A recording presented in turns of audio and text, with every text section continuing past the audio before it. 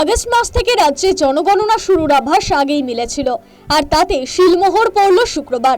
জনগণনা নিয়ে নবান্নে বৈঠকে বসেছিলেন শুভেন্দু অধিকারী। আগামী 1 আগস্ট থেকে শুরু হচ্ছে জনগণনা। বৈঠক শেষে জানিয়েছেন মুখ্যমন্ত্রী 15 আগস্ট পর্যন্ত থাকছে সেলফ এনুমারেশন ব্যবস্থা। 2027 সালের ফেব্রুয়ারি পর্যন্ত চলবে এই সংক্রান্ত কাজকর্ম। তার মতে জনগণনা হচ্ছে সাংবিধানিক দায়বদ্ধতা। এর মধ্যে রাজনীতি বা জাতপাতের কোনো জায়গা নেই। সেই সঙ্গে রাজ্যের সমস্ত নাগরিকদের এই কাজে সহযোগিতার জন্য আবেদন করেছেন মুখ্যমন্ত্রী। বিগত সরকারের কাছে এই সেন্সাস চালু করার জন্য প্রয়োজনীয় চিঠি এসেছিল। Then state government did not responded. Bharat সরকারের এই চিঠিকে কোনো রেসপন্স করেননি এবং এটা একটি কনস্টিটিউশনাল অব্লিগেশন এবং ম্যান্ডেটারি সেন্সাস। এর সঙ্গে পলিটিক্সের কোনো সম্পর্ক নেই, এর সঙ্গে কোনো কাস্ট ক্রিড কিছুর সম্পর্ক নেই।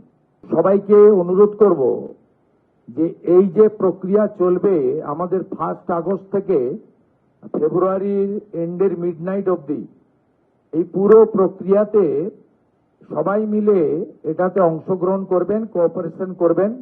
আমি এই সেন্সাসে সকলের অংশগ্রহণ, পার্টিসিপেশন এবং আপনাদের সবার সহযোগিতা প্রার্থনা করব।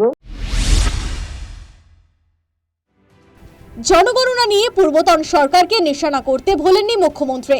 তিনি বলেন, রাজ্যে শেষ জনগণনা হয়েছিল 2011 সালে, তারপর সেন্সাস হয়নি। সম্মতি দেননি তৎকালীন মুখ্য সচিব। জনগণনা সাংবিধানিক দায়বদ্ধতা বলে মন্তব্য করার পাশাপাশি অনুপ্রবেশের কারণে তা জরুরি বলে মনে করছেন।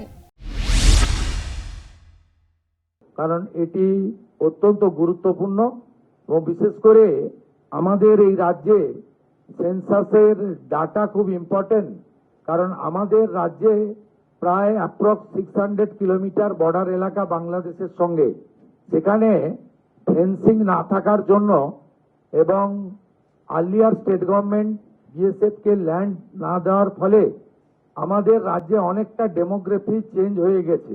আপনারা কয়েকদিন ধরে টিভিতে দেখছেন যেভাবে বাংলাদেশ বর্ডার এলাকাতে মানুষজন ফিরে যাওয়ার জন্য লাইন দিচ্ছেন।